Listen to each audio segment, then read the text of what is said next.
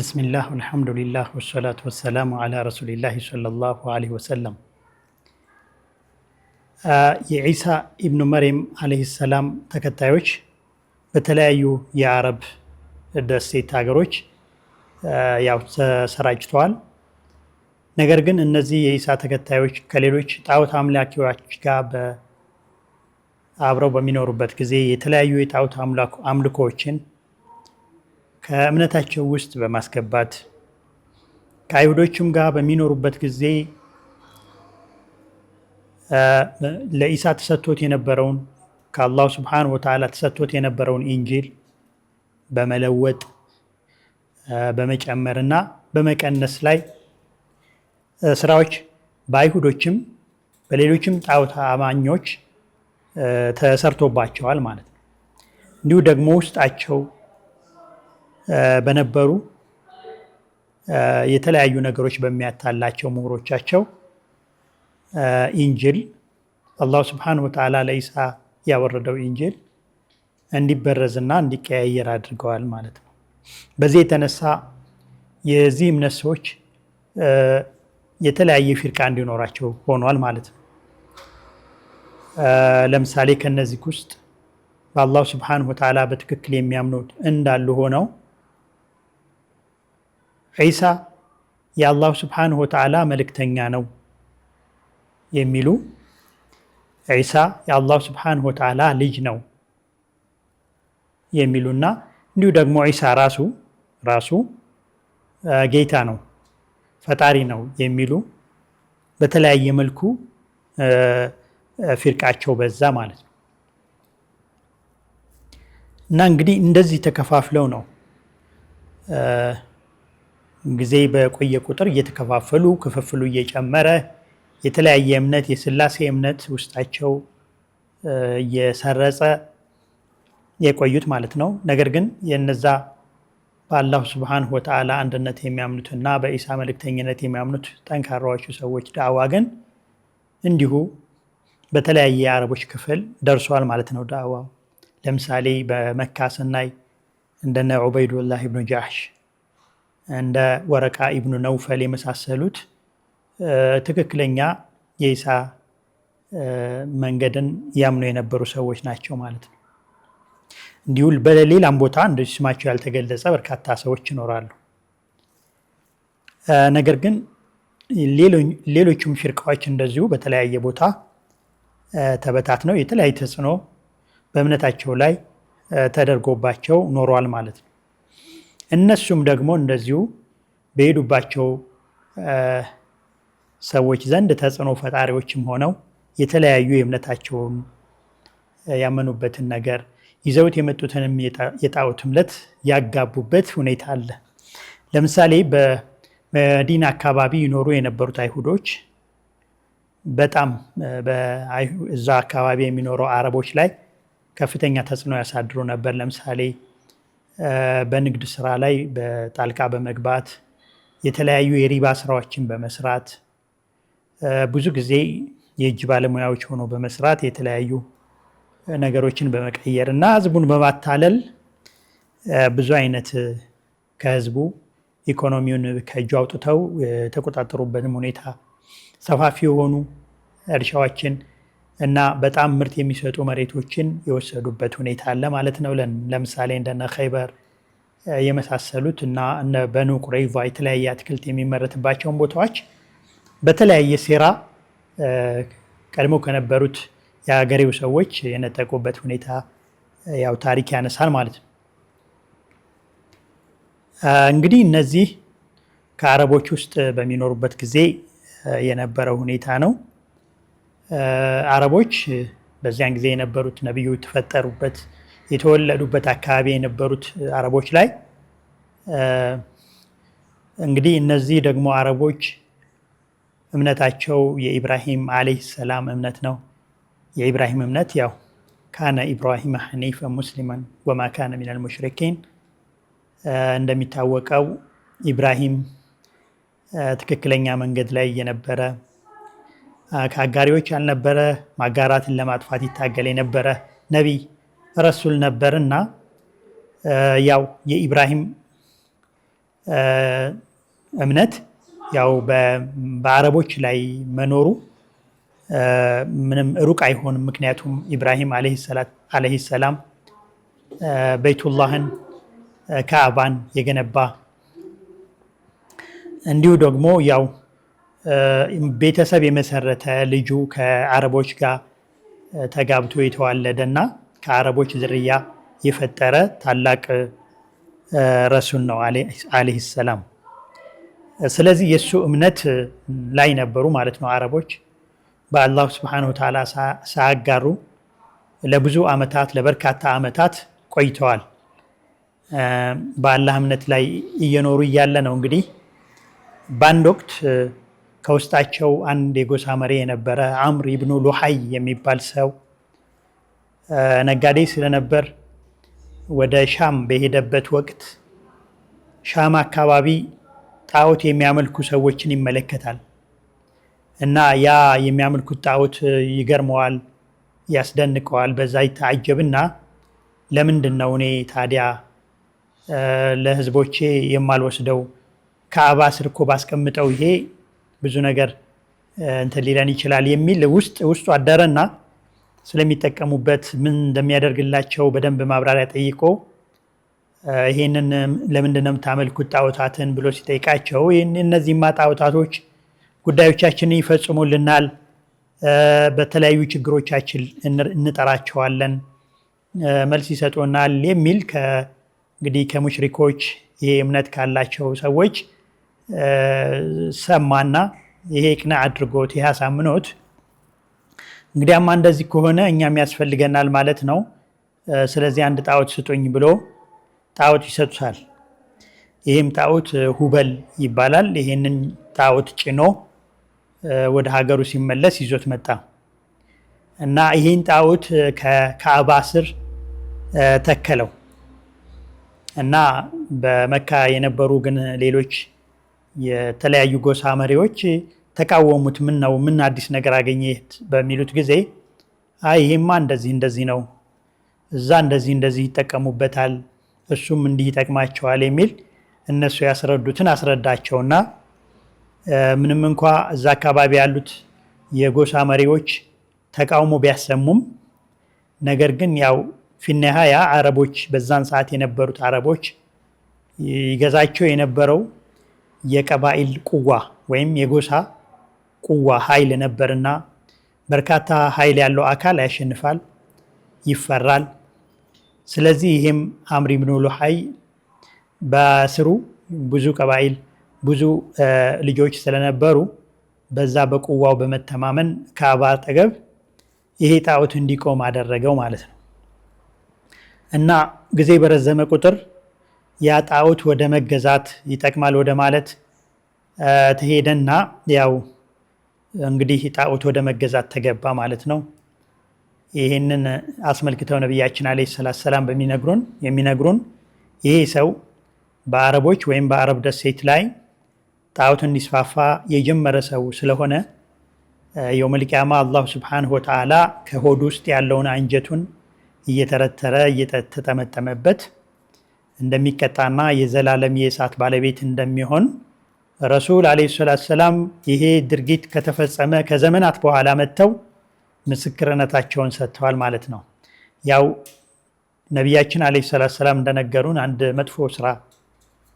መጥፎን ስራ ፈልስፎ ያንን መጥፎ ስራ ሰዎች ከተከተሉትና ያ መጥፎ ስራ ቀጣይ እስከሆነ ድረስ ያ መጥፎ ስራ እስከቀጠለ እና የሰሩት ሰዎች ሁሉ ወንጀል በሱ ላይ እንደሚመዘገብበት ነቢያችን አለይሂ ሰላም ነግረውናልና ይህም ሰው ያው ሽርክን በጀዚረተል አረብ ለመጀመሪያ ጊዜ ያመጣ ስለሆነ የዚህ ሁሉ የሽርክ ባለቤት ቅጣት እሱም ጋር ይደርሳልና አላሁ ሱብሓነሁ ወተዓላ ይቀጠዋል ብለው ነቢያችን አለይሂ ሰላም ነግረውናልና እንግዲህ ሽርክ ያው በአረቦች አካባቢ የተጀመረው በዚህ ሁኔታ ነው ማለት ነው።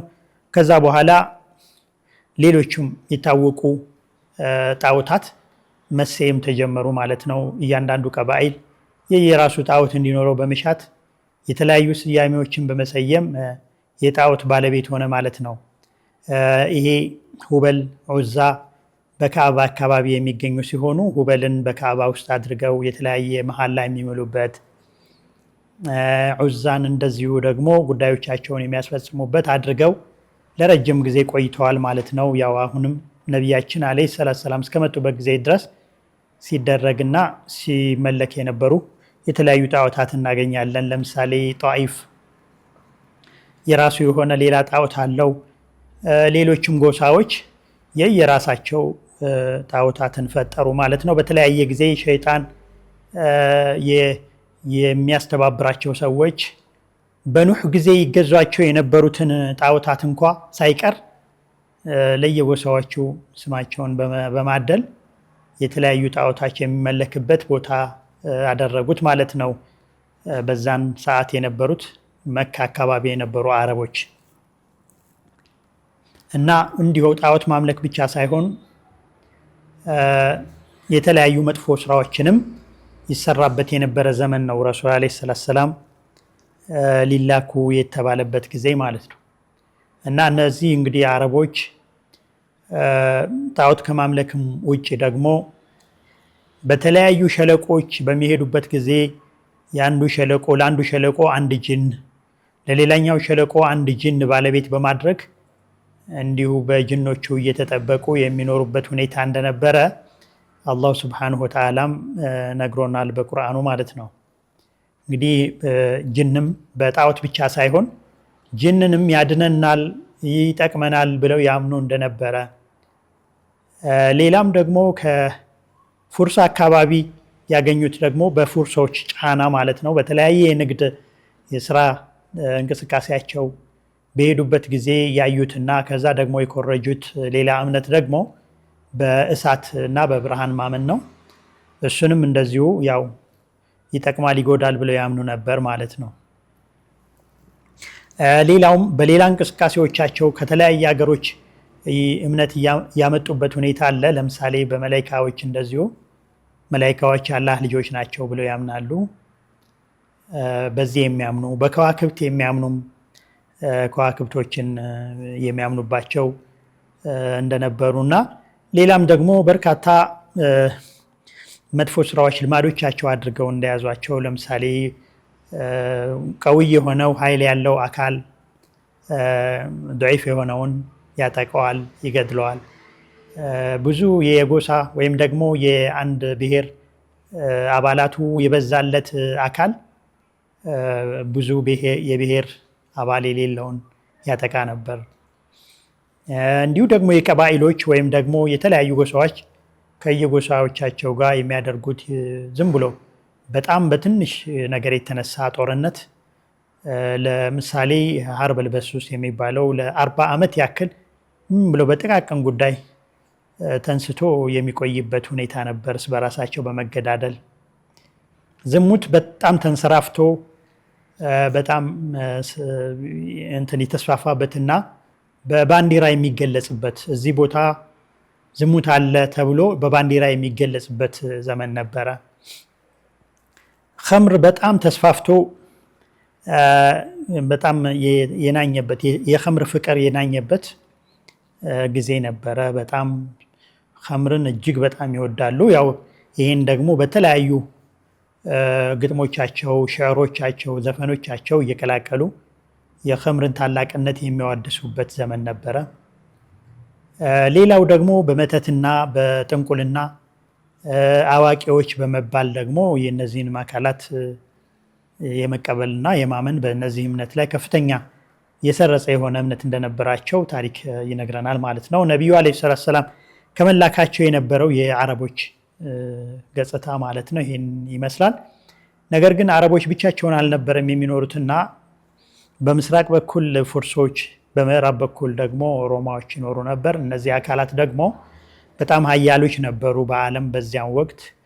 ያው ዓለምን ልክ እንዳሁኑ እንደ ኢስቲዕማር ወይም ደግሞ እንደ ኮሎኒያሊዝም የተለያዩ ሀገራትን በጉልበት በመያዝ የራሳቸው መስተዳድር እንዲፈጠር ያደርጉ ነበር። ለምሳሌ ፉርሶች እስከ ሻም ድረስ መጥተው እስከ የመን ድረስ መጥተው ሮማዎች ደግሞ እስከ ሻም እንደዚሁ ግብፅ ድረስ በመምጣት የሚያስተዳድሩበት ሁኔታ እንደነበረ ያው ታሪክ ይነግረናል በዚያን ወቅት። እነዚህ አካላት እንግዲህ የሚያምኑት እያንዳንዳቸው ሮማዎች ያው ከ300 ዓመት በኋላ በኢሳ አለይሂ ሰላም ኢሳን ተቀብለው ያምኑ ነበር። ያው ኢሳ ካረገ ጊዜ ጀምሮ ማለት ነው። ያው ቀስ በቀስ የመንግስት እምነታቸው እየሆነ መጥቷል። ምንም እንኳ የመንግስት እምነታቸው ቢሆንም እንኳ ግን የተለያዩ ጣዖት አምላኪዎች እንዲሁ ደግሞ በኢሳ ላይ ራሱ የተለያዩ እምነት ያላቸው ኢሳ ጌታ ነው፣ ኢሳ የአላህ ልጅ ነው፣ እንዲሁ ደግሞ ሳሊሱ ሰላሳ ወይም በስላሴ የሚያምኑበትና የተለያየ አመለካከት የነበራቸው በዚህም አመለካከታቸው ራሱ በራሳቸው ብዙ የሚጠፋፉ ነገር ግን ሌላን በመውረር ረገድ ግን አንድ ሆነው የተለያዩ ሀገራትን ይወሩ የነበሩ በጉልበት የሚያምኑ በገንዘብ ብቻ የሚያምኑ ማድይ ወይም ይሄ ማቴሪያሊስቲክ የሆነ ብቻ እምነት የነበራቸው ብዙ ናቸውና ሰዎች የሚለኩት በቁዋቸውና በገንዘባቸው ልክ የነበረበት ነው። እንግዲህ በዚያን ጊዜ የነበረው ይሄ ሮማ የሚባለው ሁኔታ ማለት ነው። የሰው ልጅ በጠበቃት የተከፋፈለ ወይም በመደብ የተከፋፈለ እንደሆነ አድርገው የሚቆጥሩ መንግስታቶች እንዲሁ ደግሞ የመንግስታቶች አሽከር የሆኑ ወታደሮች እንዲሁ ደግሞ ገበሬዎችና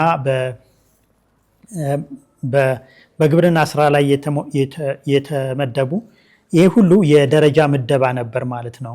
መንግስታቶች የመጀመሪያ ደረጃ ወይም የመጀመሪያ የተመቻቸው ሆነው ወታደሮቻቸው በመካከለኛ ደረጃ እንዲሁ ደግሞ የታችኛው ይሄ የገበሬው ክፍል ደግሞ የነሱ አገልጋይ ብቻ ሆኖ ኖሯል ማለት ነው። ያው አኗኗሩ እንደ ባርነት ሆኖ የራሱ ነገር ሳይኖረው የራሱን ሳይወስን የኖረበት ሁኔታ ነው ታሪክ የሚገልጸው ማለት ነው። እና ፉርሶችም ቢሆኑ ከዚህ የተለየ አይደለም።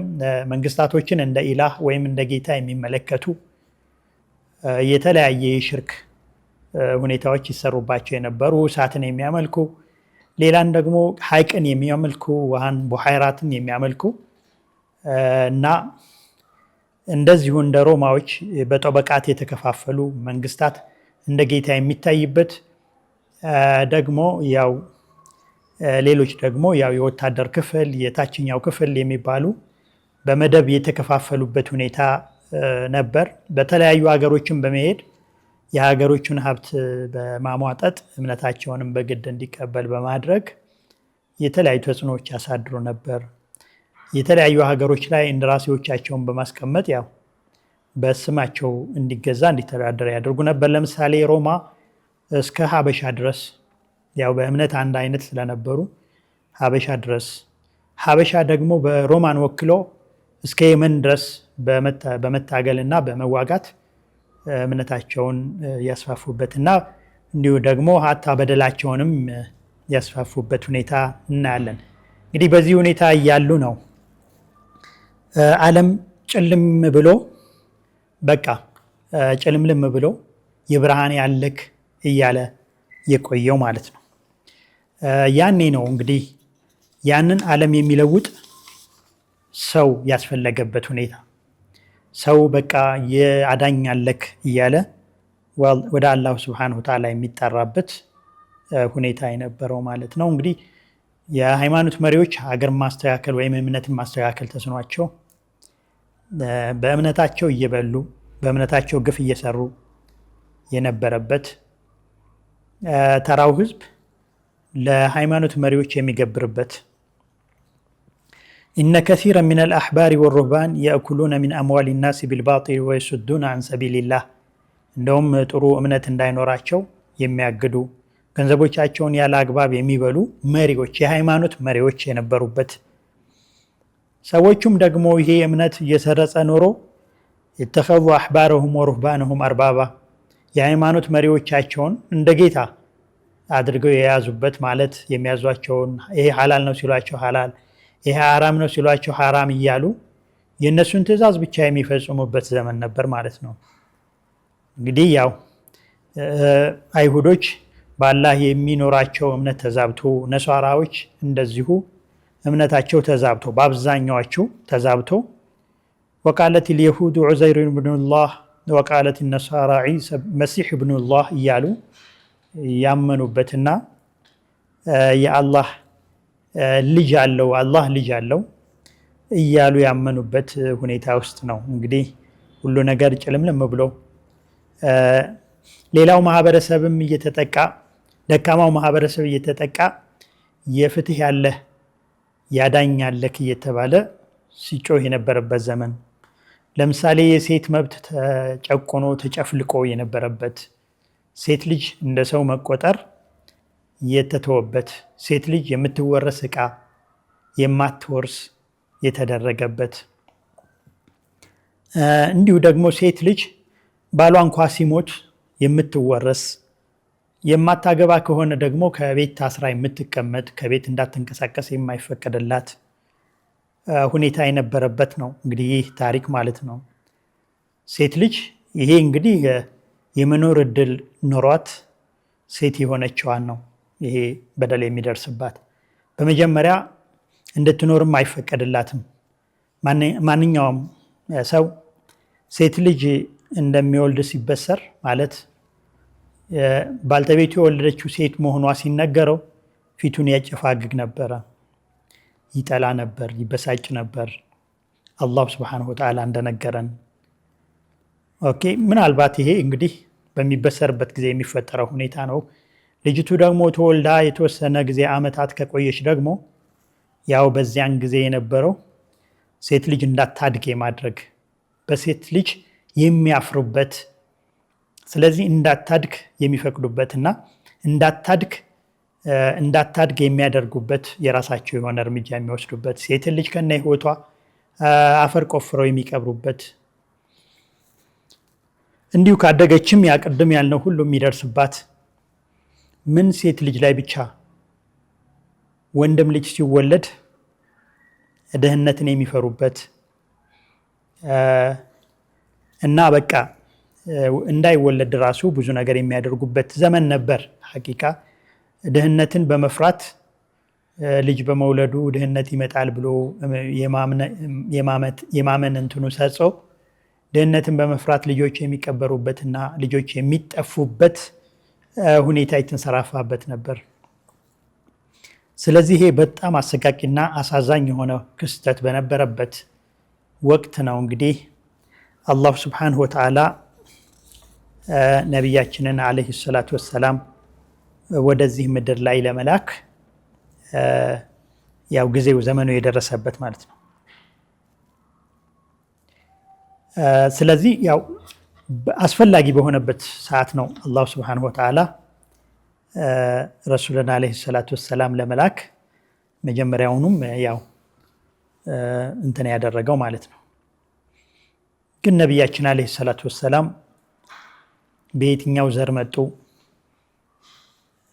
በምን ሁኔታ ወደ ህይወት መጡ የሚለው ነገር ያው ቤተሰቦቻቸውን ማየት አስፈላጊ ይሆናል ማለት ነው። እንግዲህ ቅድም እንዳልነው ነቢዩ ዓለይሂ ሰላቱ ወሰላም ምርጥ ከሆነ ዘር ማለት በመጥፎ ነገር ያልተበከለ በጥሩ ስነ ምግባርና ባህሪ ላይ ከእስማኤል አንስቶ እስከ እሳቸው ድረስ የመጣ መሀል ላይ መጥፎ የሰሩ የነበሩ ቤተሰቦች ሳይቀላቀሉበት በዛ ሰንሰለት የመጡ የተመረጡ ሰው ነበሩ ማለት ነው ረሱል ዓለይሂ ሰላቱ ወሰላም። ዘራቸውም እንደዚሁ የተመረጠ ብዙ ታሪክ ጸሐፍቶች ከነቢያችን ዓለይሂ ሰላቱ ወሰላም የነቢያችን መነሻ ዘር ኢብራሂም ነው ብለው ያምናሉ። ያው ከኢብራሂም ዘር የወጡ ናቸው ረሱል ዓለይሂ ሰላቱ ወሰላም።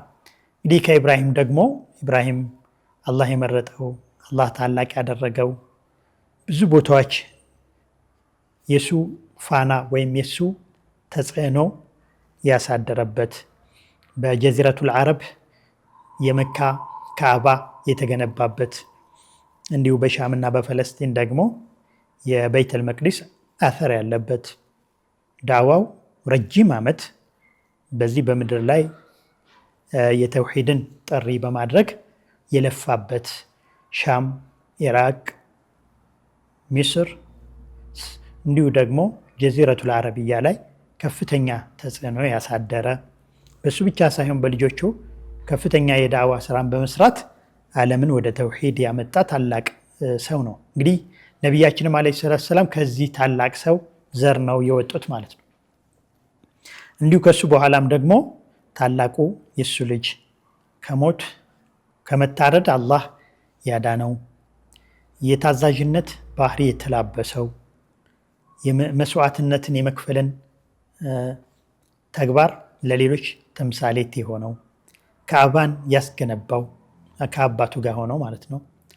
የሐጅ ስራን ያስጀመረው ከአባቱ ጋር ሆነው እንዲሁ ደግሞ በመካ አካባቢ ያለውን የዳዕዋ ስራ በከፍተኛ ሁኔታ የሰራ ሶላትን እንዲያቆሙ ሶላትን ጠንክረው እንዲፈጽሙ ያደረገ ዘካን ያስወጣ የነበረ ቤተሰቡን መታዘዝ ከፍተኛ ለቤተሰብ መታዘዝ ተምሳሌት የሆነው ነቢይ የእስማኤል አለይሂ ሰላም ዘር መሆናቸውን ያው የታሪክ ጸሐፍቶች ይናገራሉ። ከዚህ መካከል ያሉትን ታላላቅ ሁነቶች ሲናገሩ የታሪክ ጸሐፍቶች የታወቀው ለምሳሌ ከአድናን ቤተሰብ መሆናቸው ረሱል አለይሂ ሰላም። ከዚያም በመቀጠል ደግሞ የቁሶይ እንግዲህ ይሄ ቁሶይ የሚባለው ደግሞ ቁረይሾችን ያስከበረ ካዕባን ያስከበረ ታላቅ ሰው እንደነበረ ታሪክ ይዘግባል ማለት ነው። ከዛ በኋላ ደግሞ ሐሺም ይሄ ታላቅ ሰው ነበር። ታሪክ ሁልጊዜ የሚዘክረው ነው። ካዕባን በማስጠበቅ ረገድ ብቻ ሳይሆን ለሐጃጆች መጠጥና ምግብን በማቅረብ የታወቀ ሰው ነበር። ስሙም ከዚሁ በመነሳት የወጣ ስም የተሰጠው ሰው እንደሆነ ታሪክ ይናገራል። ይህ ሐሺም የሚባለው ማለት ነው። ሐሺም በእጁ ምግብን በመፈርፈር ለሁጃጆች በማደል ለሁጃጆች መጠጥን በማቅረብ የሚያደልና የሚከድም የነበረ ታላቅ ሰው ነው። እንግዲህ ነቢያችን አለይሂ ሰላም የዚህ ሰው ቤተሰብ ናቸው ወይም ዘር ናቸው ማለት ነው። እንግዲህ ይሄ ያው ሐሺም የሚባለው የነቢያችን አለይሂ ሰላም አያት መካን በሚያስተዳድርበት ጊዜ ካዕባን በሚያስተዳድርበት ጊዜ ወይም ሲቃያንና ሪፋዳን በሚያደርግበት ጊዜ ኺድማ በሚያደርግበት ጊዜ ያው ትልቅ ክብርና ስም የተሰጠው ታላቅ ሰው ነው ማለት ነው። ይሄ ሰው በተለያዩ ቦታዎች አረቦች ንግዶችን እንዲሰሩ የፈለሰፈ ሰው ነው። ለምሳሌ በክረምትና በበጋ ጊዜ ወደ የመንና ወደ ሻም ይደረጉ የነበሩትን ጉዞዎች እያስተማረው አረቦችን ያስተማረው ይህ ሰው ነው። ታላቅ ሰው ነው። ሐቂቃ ሪሕለቱ ሽታኢ ወሰይፍ የሚባሉትን ማለት ነው አላህ በቁርአን የሚነግረንን ይህንን ስራ በማሰራት የዛ አካባቢ ሰው የኢኮኖሚ እንዲጎለብት ያደረገ ትልቅ አስተዋጽኦ ያደረገ ሰው ነው። በአንድ ወቅት ወደ ሻም እየተጓዘ ባለበት ሰዓት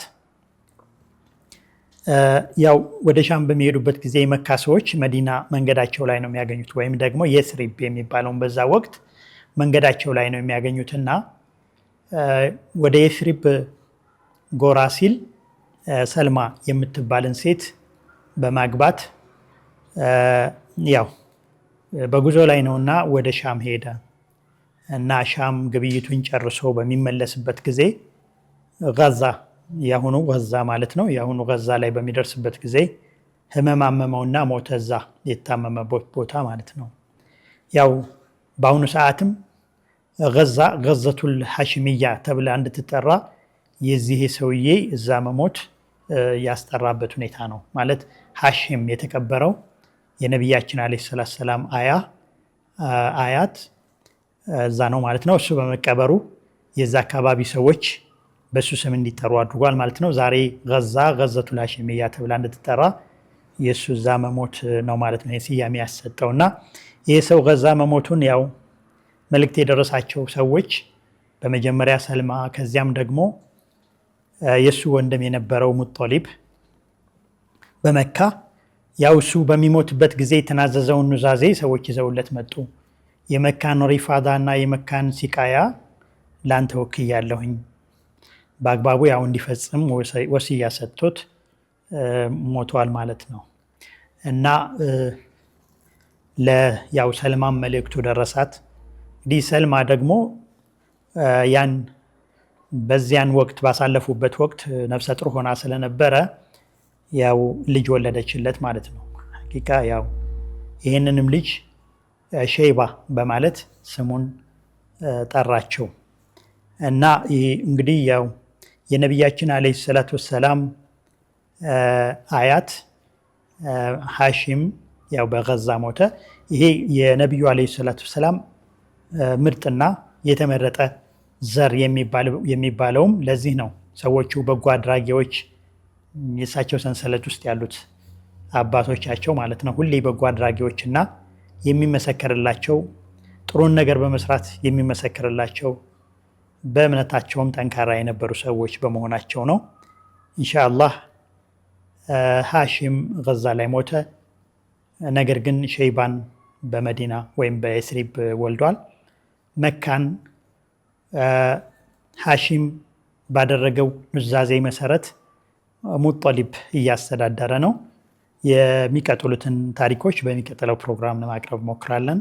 አሰላሙ አለይኩም ወራህመቱላሂ ወበረካቱሁ።